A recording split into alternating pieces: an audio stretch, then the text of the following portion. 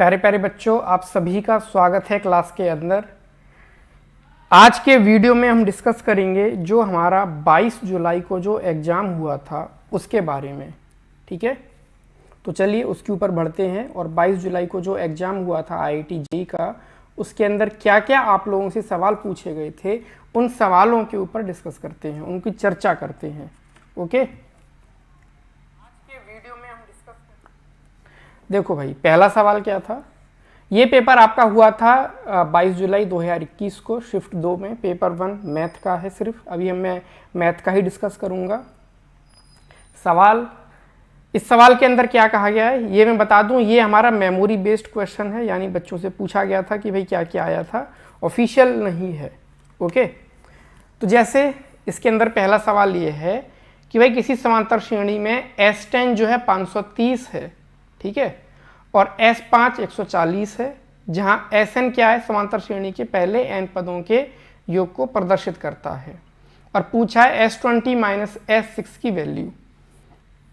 If in an AP S10 equal to 530 and S5 equal to 140 where Sn denotes the sum of the first n terms of an AP, then the value of S20 minus S6।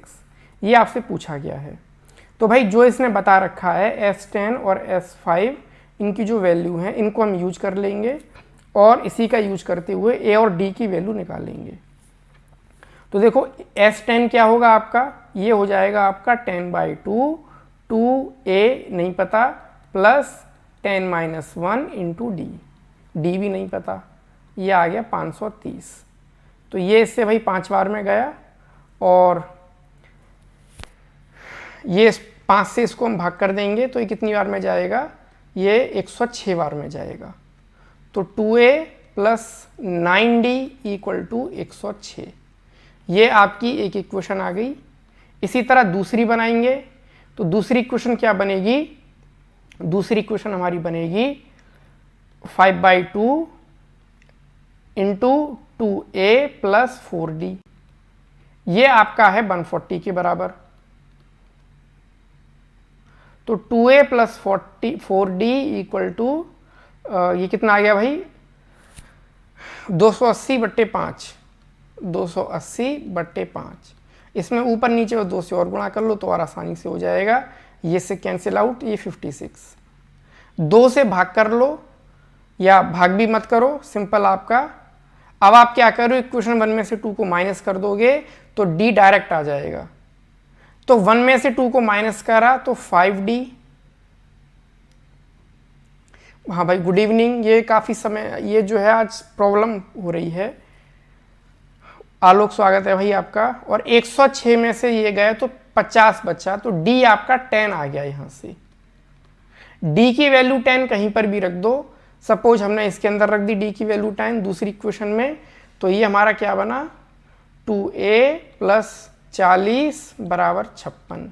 तो यहाँ से A हमारा 8 आ गया, तो A 8 आ गया, D 10 आ गया। तो इसको सॉल्व कर लेते हैं। A 8 है, D 10 है, और पूछा है S20 माइनस S6। तो S20 माइनस S6, S20 क्या है भाई, 20/2, 2A, A क्या है, A 8 निकाला है और D 10 निकाला है, प्लस ये आ जाएगा 19, D है 10, माइनस S6 क्या है, 6/2, 2 इंटू A है 8, और ये आ जाएगा 5 इंटू D, ये आ गया। तो बस ये चीज़ हमें कैलकुलेट करनी थी। तो इसको कैलकुलेट करने के लिए क्या करें, ये हमारा 10 बचा, यहाँ पे बचा 16, ये 190, माइनस ये 3, ये 16 और 50। तो ये 16 और 90 कितने हो गए भाई हमारे, ये 16 और 90 हमारे हो गए 16 और 190, माफ़ करना भाई 206। तो 2060 माइनस ये आ जाएगा 66, 66 का 3 गुना किया, 6 × 18 की 8, हासिल लगी 198। अब इसमें से इसको घटाएंगे तो आपका ये 2 बचेगा। देख लेते हैं लास्ट में 2 किसके आ रहा है, अरे सब में ही आ रहा है। और यहाँ पे 15 में से 9 गया, कितना बचा भाई, ये 6 बचा। तो लास्ट में 62, ये भी सब में ही आ रहा है। अरे और 9 में से 1 गया, कितना बचा 8, ये आ गया 1862। ये हमारा दूसरा आंसर आ गया। तो मुझे उम्मीद है भाई क्लियर हो गया होगा। 1862 ये आंसर आ गया। क्लियर। चलो अगला सवाल देखते हैं। अगला सवाल हमारा ये है, ये बताओ भाई शेर चीतों, तुम्हें समझ में आ रहा है कि नहीं आ रहा मैं जो पढ़ा रहा हूं सवाल यहां से? इसमें किसी को कोई दिक्कत? और भाई ये क्या नाम है, अगला सवाल देखो। अगले में कहा है कि भाई ये फंक्शन दे रखा है और ये कह रहा है कि ये वर्धमान है, तो किस इंटरवल में वर्धमान है? तो भाई इसके डेरिवेटिव को पॉजिटिव कर दो, आपका वो इंटरवल आ जाएगा। तो इसका अगर मैं डेरिवेटिव निकालूं तो इसका डेरिवेटिव क्या है? तो इस ऊपर वाले का डेरिवेटिव तो आ गया कितना, -4x² प्लस का 4x, ये इतना आ गया। लेकिन ये तब है जब x हमारा पॉजिटिव हो। और नीचे वाले का डेरिवेटिव ये तब आएगा, ये आ जाएगा आपका e⁻x as it is, x का derivative 1, x as it is इसका डेरिवेटिव, ये तब है जब x हमारा नेगेटिव है। ठीक है। अब इंक्रीजिंग के लिए क्या होना चाहिए, फॉर इंक्रीजिंग कि डेरिवेटिव को जो है वो पॉजिटिव होना चाहिए। ठीक है। तो चलो भाई इसको पॉजिटिव करते हैं, -4x² प्लस के 4x को, इसको इंक्रीजिंग करते हैं। लेकिन ये आपका तब वैलिड है जब आपका x पॉजिटिव है। ठीक है। दोनों बातों का ध्यान रखना पड़ेगा। इससे जो हमारा आंसर आएगा उसका इंटरसेक्शन इसके साथ लेना पड़ेगा। तो -4x² प्लस का 4x, तो भाई इसको माइनस से मल्टीप्लाई किया तो 4x² माइनस के 4x, it should be negative. 4x common ले लिया तो x - 1, ये नेगेटिव होना चाहिए। इसके बारे में हमें पता ही है, 0 1 फिर प्लस माइनस प्लस, ये नेगेटिव है 0 1 के बीच में, और ये वैलिड तब है जब x हमारा पॉजिटिव है। ठीक है। तो भाई यहाँ ये बात तो वैलिड है कि 0 1 के बीच में ये आपका ये इंक्रीजिंग आ गया। तो आंसर में ये दे रखा है, यस आंसर में ये दे रखा है, तो ये आपका आंसर आ गया। ठीक है। अब आप चाहो तो इसको भी करके देख सकते हो, ये दूसरा वाला है 3 × x e⁻x plus x e⁻x। ठीक है।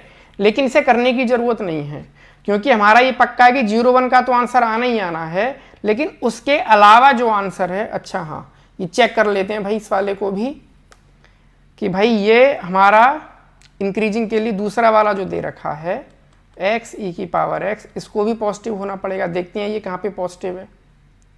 ठीक है। e⁻x कॉमन लिया तो ये 1 + x, ये पॉजिटिव होना चाहिए। लेकिन ये चीज़ तब वैलिड है जब x हमारा नेगेटिव हो। ठीक है। ये नेगेटिव कब होगा, अच्छा e⁻x हमेशा पॉजिटिव है तो इससे डिवाइड कर सकते हो, तो 1 + x शुड बी पॉजिटिव, तो x > -1।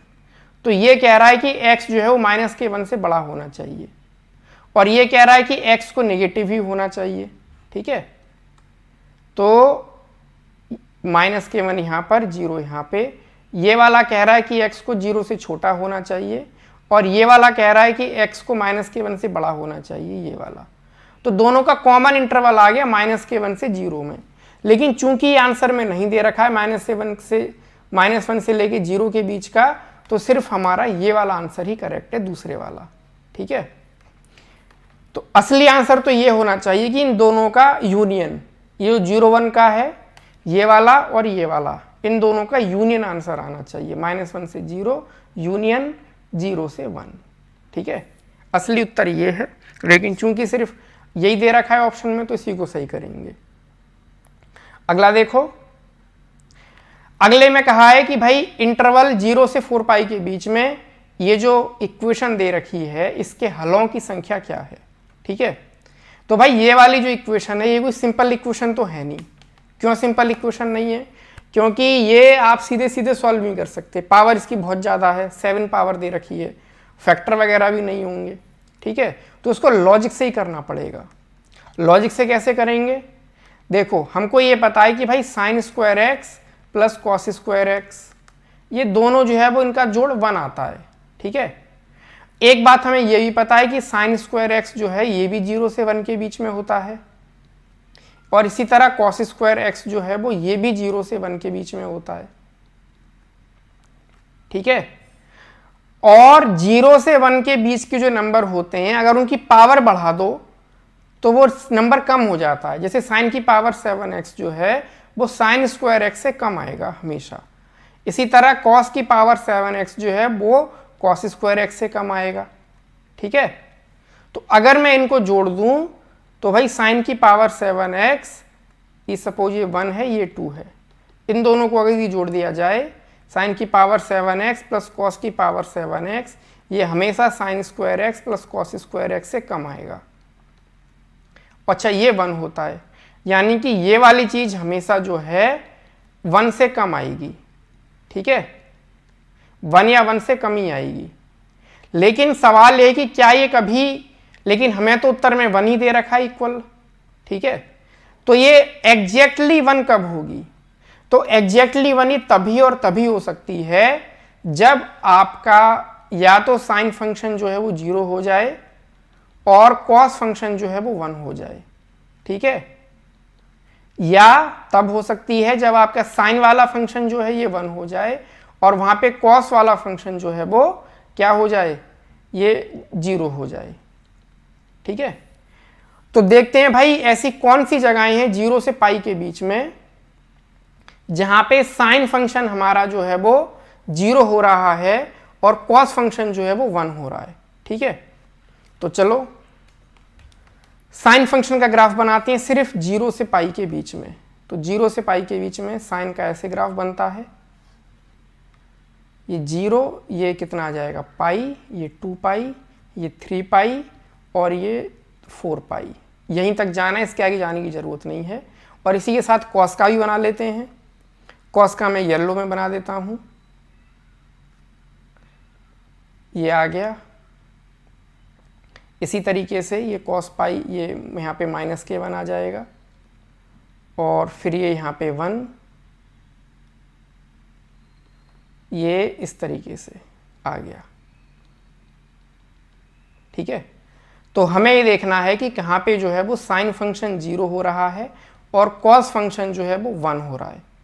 तो साइन फंक्शन आपका देखो और 0 हो रहा है, कॉस 1 हो रहा है, तो आपका ये इन जगहों पे हो रहा है। एक तो या तो 0 हो x, या फिर साइन जो है 0 हो और कॉस जो है 1 हो। देखो ये वाला नहीं है क्योंकि यहाँ पे कॉस की वैल्यू -k1 आएगी, तो ये गलती से मत काउंट कर लेना। इसी तरीके से ये वाला पॉइंट है 2 पाई, इसी तरीके से अगला ये पॉइंट है आपका 4 पाई। तो ये आपके उत्तर आ गए।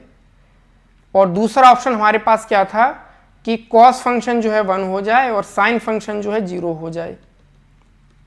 तो कॉस फंक्शन 1 हो जाए और साइन फंक्शन 0 हो जाए, ठीक है ना। सॉरी ये वही लिख दिया वापस, माफ करना। कॉस 0 हो जाए, साइन 1 हो जाए। तो साइन वाला 1 यहाँ पे हो रहा है और कॉस वाला 0 भी है। एक तो ये π/2 आ गया, ठीक है। इसी तरीके से साइन वाला 1, साइन फंक्शन जो है वो 1 आना चाहिए, ये रहा, ये आ गया 5π/2, ये वाला ऑप्शन आ गया। और एक आपका ये वाला नहीं, बस यही दोनों आ गए। तो ये 4 आंसर आ गए इसके, ये वाले 4, ठीक है। या तो x 0 पाई 2 पाई, तो 5 इसका आंसर आ गया। ये आपका सही आंसर है 5।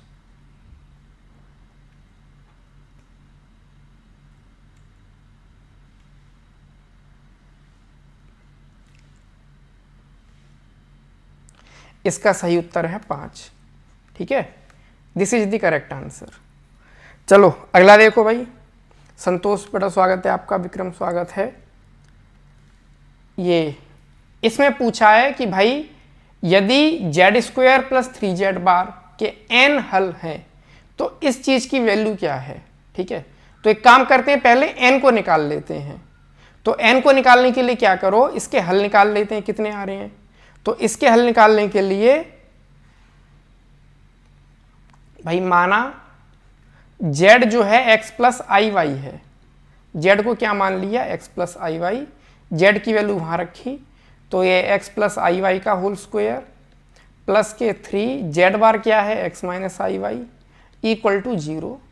तो ये ओपन होके बना x square minus y square plus का 2xy प्लस का 3x माइनस का 3iy इक्वल टू 0। तो अगर देखो रियल वाले ये रखे,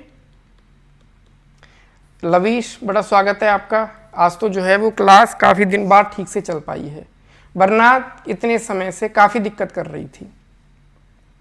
लवीश पाल सी टेर स्वागत है भाई। और भाई सवाल में कोई समस्या हो समझने में तो बता देना बेहिचक, फिर से आपको हम एक एक स्टेप पूरा इस वो कर देंगे एक्सप्लेन। 2xy माइनस के 3y आई कैप, ठीक है। तो अब इसमें क्या करेंगे, रियल को रियल से कंपेयर करेंगे, इमेजिनरी को इमेजिनरी से कंपेयर करेंगे।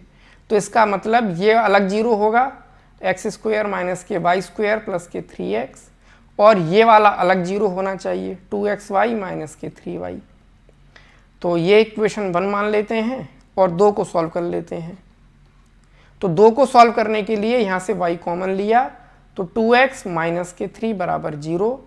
तो यहाँ से आपको मिला या तो y 0 हो या x जो है 3/2 हो, ठीक है। तो चलो एक एक करके दोनों बातें सॉल्व करते हैं कि भाई यदि आपका y 0 है तो क्या होगा। तो अगर आपका y 0 है तो इक्वेशन 1 में देखो, तो 1 में y को 0 रख देते हैं, तो हमको मिला एक्स स्क्वायर प्लस का 3x बराबर 0। तो x की 2 वैल्यू मिली 0 या फिर माइनस के 3, ठीक है। तो यहाँ से हमको z मिल गया, x 0 रखा, y मतलब y को 0 रखेंगे तो x की 2 वैल्यू आई, या तो 0 या माइनस के 3। तो z हमको मिला या तो 0 या फिर z मिला माइनस के 3। तो 2 सॉल्यूशन तो यहाँ से आ गए z के। अच्छा, अब दूसरे वाले से देखते हैं। दूसरा वाला कह रहा है कि x बराबर 3/2 होना चाहिए, कि भाई यदि x हमारा 3/2 आया तो देखते हैं क्या सिचुएशन बनती है। तो ये इक्वेशन थी x square minus y square plus के 3x बराबर 0। इसमें x की जगह 3/2 रख देते हैं, तो 9/4 माइनस के वाई स्क्वायर और प्लस के 9/2 बराबर 0। वाई स्क्वायर यहाँ गया और ये कितना आया भाई, नीचे एलसीएम आ गया 4, 9 और ये 18 बराबर वाई स्क्वायर, 18 और 9 27। तो y कितना आ जाएगा, प्लस माइनस 3√3/2। तो x अगर आपका 3/2 है तो y की 2 वैल्यू मिली, एक तो ये वाली मिली, तो z आपको ये मिला 3/2 प्लस का 3√3/2 इंटू आई, 3/2 माइनस का 3√3i/2। तो 2 सॉल्यूशन यहाँ से मिले। तो टोटल कितने सॉल्यूशन आए, टोटल हमारे 4 रूट्स आए। और हमसे पूछा क्या है, हमसे ये पूछा है सिग्मा k जा रहा है 0 से लेके इन्फिनिटी तक 1/n की पावर k। n क्या है हमारा, यहाँ पे 4 आ गया, तो n की जगह 4 रख दो, तो ये आ जाएगा 1/4 की पावर k जा रहा है 0 से लेके इन्फिनिटी तक।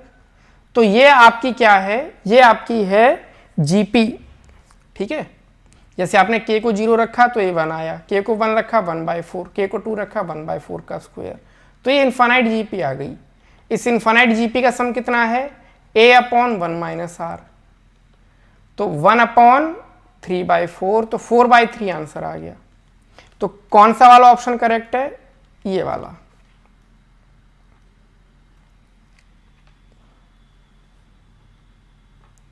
फोर बाई 3 आंसर हमारा करेक्ट आ गया, ठीक है। अगला देखो, चलो अब 1 मिनट, इसका जो है वो अगला सवाल देख लेते हैं जल्दी से। अगले सवाल के अंदर क्या गया है कि भाई f(x) बराबर दे रखा है x³/1 - cos x का होल स्क्वायर और log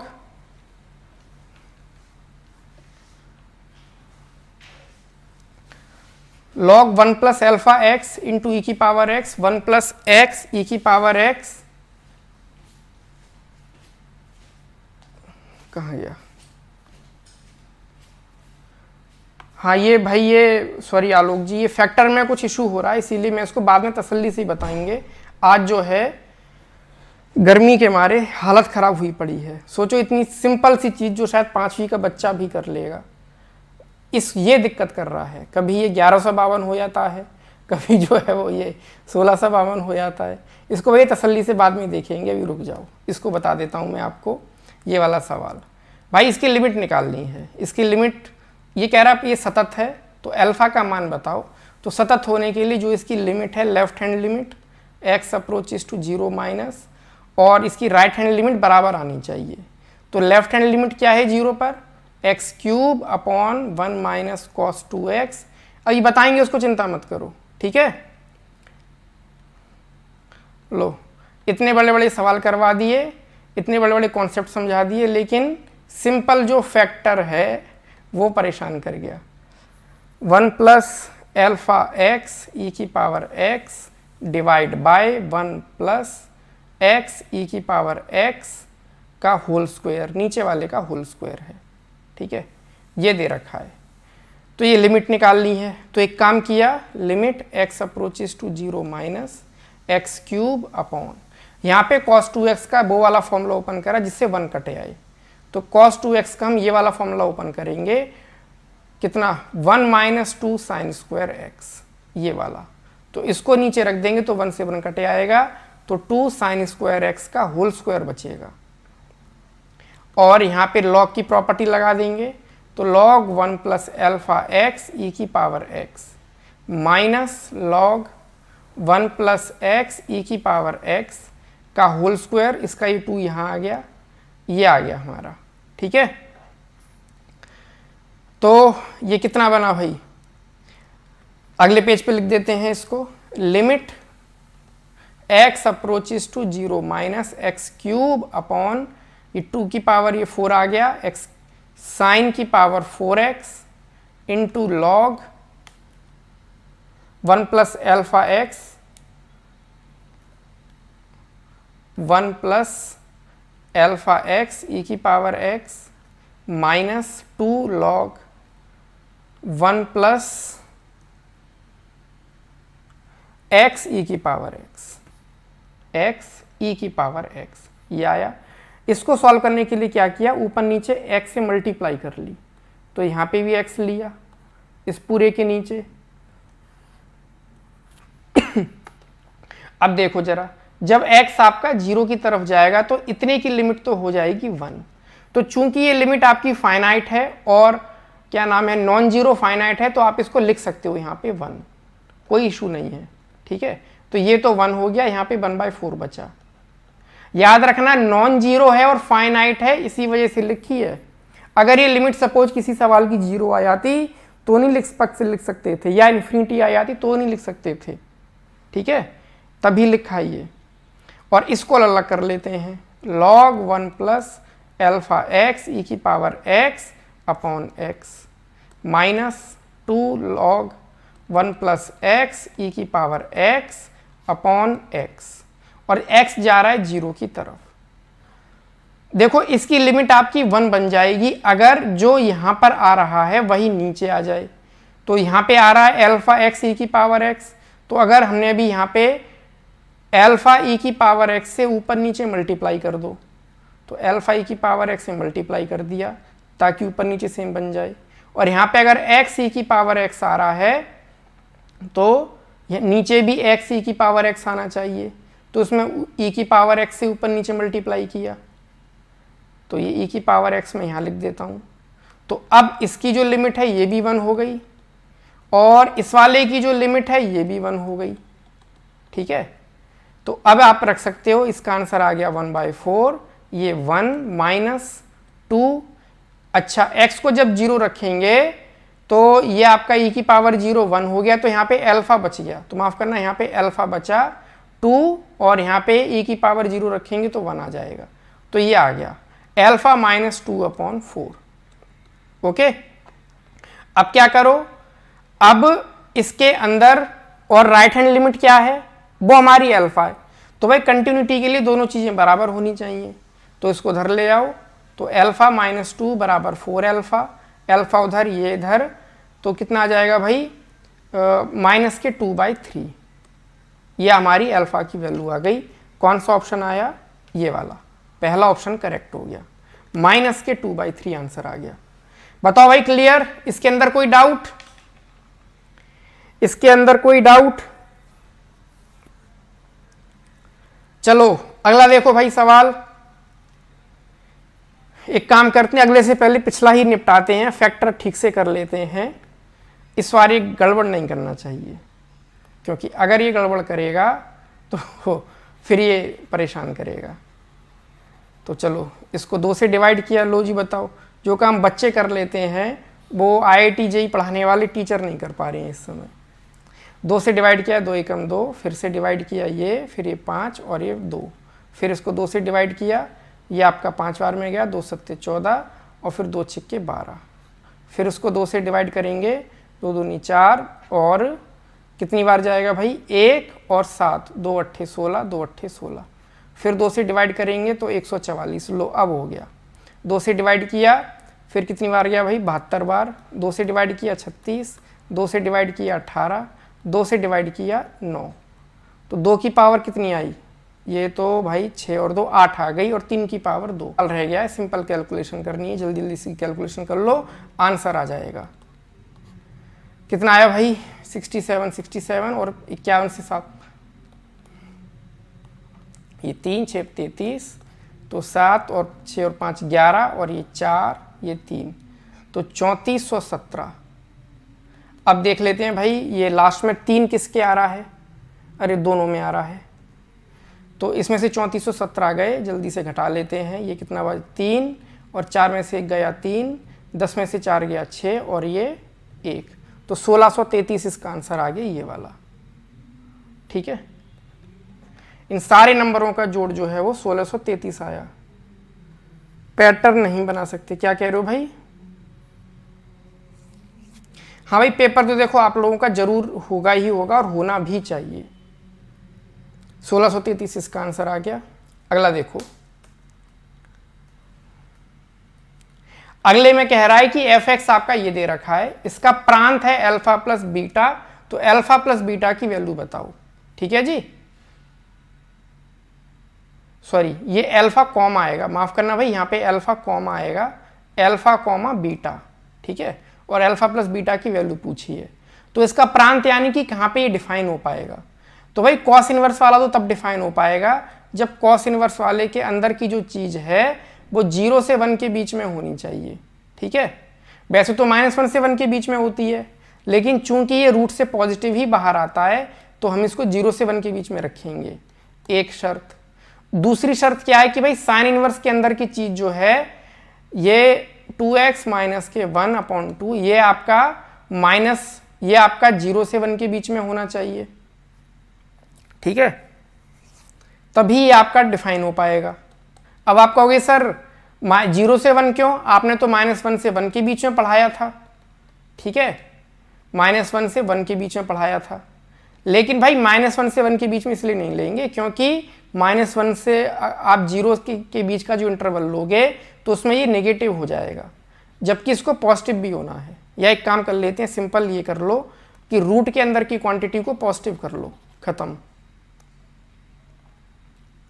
यानी कि साइन इनवर्स 2x माइनस के 1/2 it should be positive. Sine function apply कर दो दोनों तरफ, तो 2x माइनस के 1/2 शुड बी पॉजिटिव, और 2 उधर गया तो 2x माइनस के 1 should be positive, x greater than 1/2। अच्छा 0 नहीं हो सकता, स्ट्रिक्टली ग्रेटर देन आएगा, तो x ग्रेटर देन 1/2। ये तो कह रहा है कि x को 1/2 से बड़ा होना चाहिए। अच्छा, लेकिन जो 2x माइनस के 1/2 है ये भी हमारा जो है वो 0 से 1 के बीच में आना चाहिए, वरना साइन फंक्शन डिफाइन नहीं हो पाएगा। तो इसको 0 से 1 के बीच में लाने के लिए इसको सॉल्व कर लेते हैं। 2x माइनस के 1 0 से लेके यहाँ पे स्ट्रिक्टली लगा देते हैं। यहाँ पे ये 1 आ सकता है, यहाँ पे इक्वलिटी लगेगी, यहाँ पे नहीं लगेगी।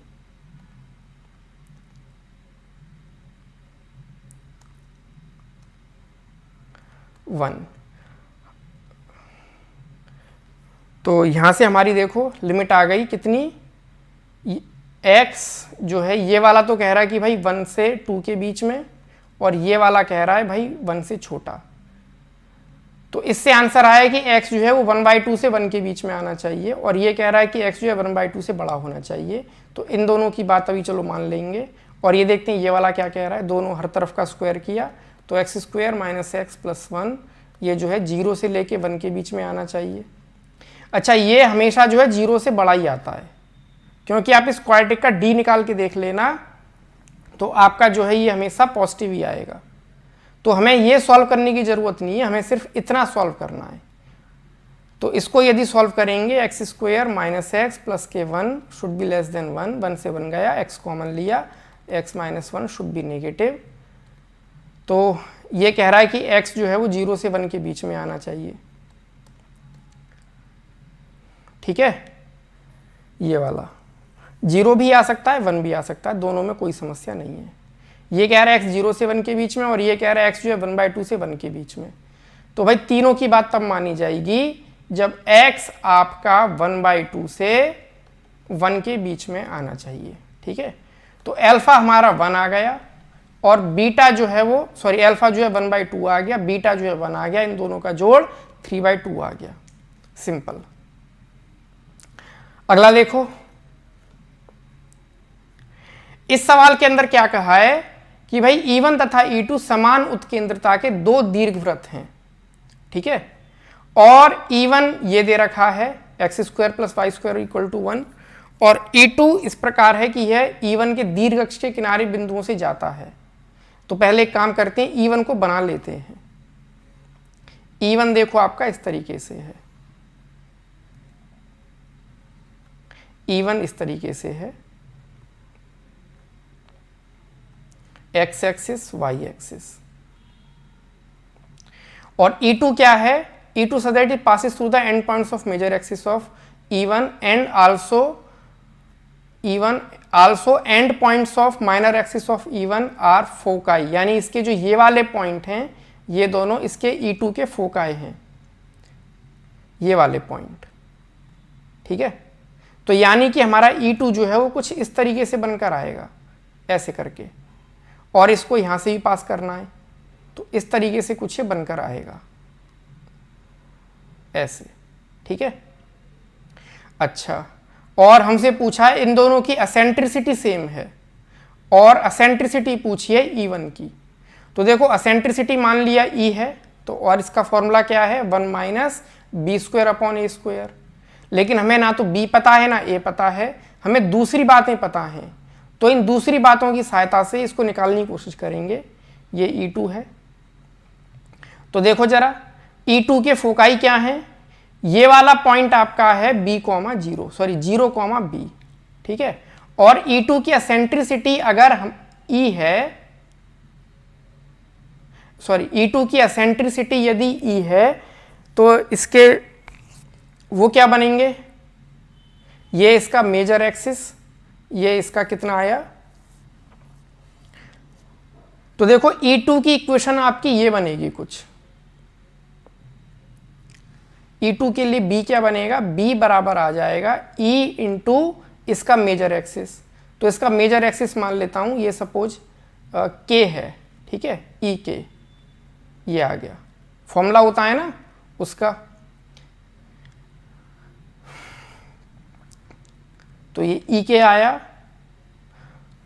और B2 कहां से पास कर रहा है, B2 इसके एंड पॉइंट से पास कर रहा है। तो E2 की इक्वेशन आप इस तरह से लिख सकते हो, x² / k² प्लस y² / ये वाली डिस्टेंस, ये a है, अपॉन a² इक्वल टू 1, जहां पे a जो है आपका इससे बड़ा है।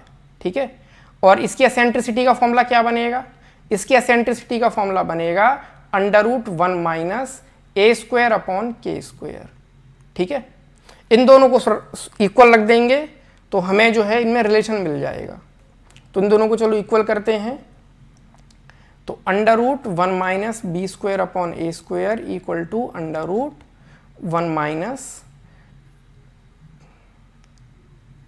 - k² / e²। ये कितना है इसका, a² / k², a का स्क्वायर अपॉन k का स्क्वायर, दोनों तरफ का होल स्क्वायर कर दो, और दोनों तरफ जो है वो 1 से 1 भी कटे आएगा, माइनस से माइनस कटे आएगा, तो यहाँ से बी स्क्वायर अपॉन ए स्क्वायर बराबर ए स्क्वायर अपॉन के स्क्वायर आ जाएगा। एक रिलेशन ये मिला, और दूसरा b जो था हमारा क्या था, वो e इंटू के था, तो b की वैल्यू भी इसमें रख देते हैं। तो b की वैल्यू e इंटू के यहाँ पे रखी, तो ई स्क्वायर के स्क्वायर अपॉन ए स्क्वायर बराबर ए स्क्वायर अपॉन के स्क्वायर। के स्क्वायर इधर ए इधर, तो ई स्क्वायर के की पावर 4 बराबर ए की पावर 4, तो ई आ जाएगा हमारा ए स्क्वायर सॉरी ए अपॉन के, नहीं हाँ ए अपॉन के आ गया ई, और ई हमारा बी अपॉन के भी है, ठीक है, ये हमारा बी अपॉन के भी है।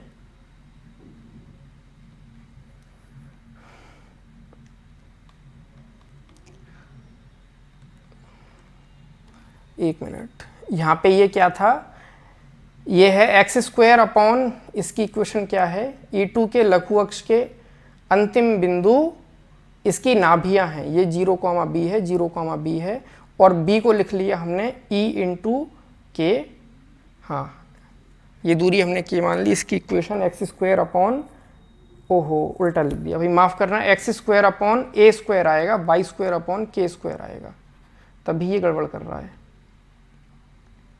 एक्स स्क्वायर अपॉन ए स्क्वायर वाई स्क्वायर अपॉन के स्क्वायर आएगा, ठीक है। और असेंट्रिसिटी का फॉर्मूला क्या बनेगा, और यहाँ पे हमारा जो है के जो है ए से बड़ा है, तो असेंट्रिसिटी का फॉर्मूला इसका ये बनेगा, हाँ फॉर्मूला यही बनेगा, यस फॉर्मूले में इसमें कोई दिक्कत नहीं है, फॉर्मूला वापस यही बनेगा। तो b बराबर ई के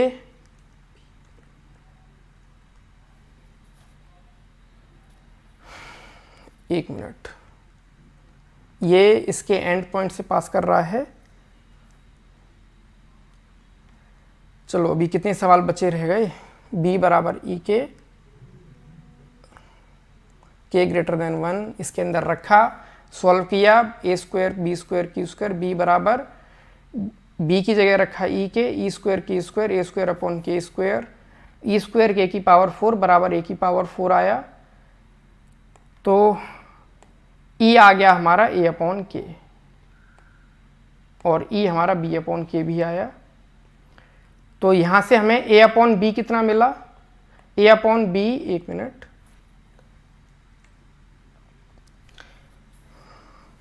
ए ग्रेटर देन बी, नहीं भाई चलो इसको अभी मैं फिर से ही करता हूँ। ये कह रहा है E1 टू समांतर के दो दीर्घवृत्त हैं, E1 हमारा ये है, ए बी से बड़ा है यानी ये E है, और क्या कहा है, यह E2 इस प्रकार है कि यह E1 के दीर्घ अक्ष के किनारे के बिंदुओं से जाता है, यानी इन दोनों पॉइंट से पास कर रहा है, तो इस तरीके से ही जाएगा। और E1 के लघु अक्ष के अंतिम बिंदु ये जो हैं इसकी नाभियां हैं, लघु अक्ष के अंतिम बिंदु ये इसकी नाभियां, ये भी ठीक है। फॉर्मूला ए बड़ा है, यस इसका फॉर्मूला ये बन गया। इसकी इक्वेशन हमने मान ली एक्स स्क्वायर अपॉन ए स्क्वायर E2 की, एक्स स्क्वायर अपॉन ए स्क्वायर, क्योंकि यहाँ से पास कर रहा है, और अच्छा एक मिनट, इसकी इक्वेशन हम ऐसे नहीं मान सकते, इसकी अच्छा दोनों ही अगर ये पास कर रहा है तो ये हाँ ऐसे ही जाएगा, करेक्ट। और ये इसकी 0, BE, तो B बराबर है KE, yes this is also correct. तो दोनों से E की वैल्यू सेम रखी, तो 1 माइनस बी स्क्वायर अपॉन ए स्क्वायर बराबर 1 माइनस ए स्क्वायर अपॉन के स्क्वायर।